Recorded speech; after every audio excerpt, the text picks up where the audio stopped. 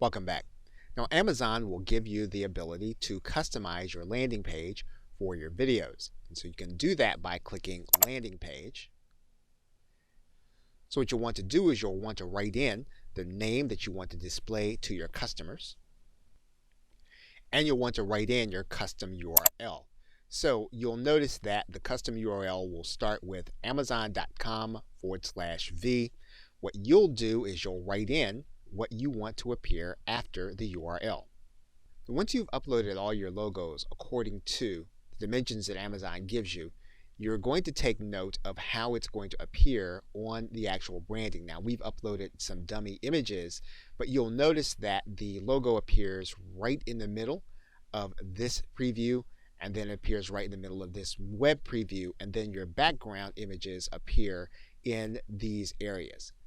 And so you'll want to take note of this and adjust your logos accordingly.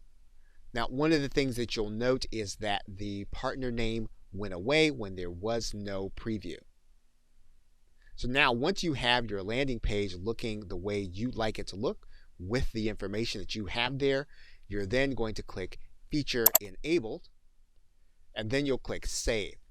Now, in this case, you'll note that Amazon is giving you an error message that says that your landing page is unavailable, mainly because you need to make sure that you've got 2 published titles before you can launch your landing page.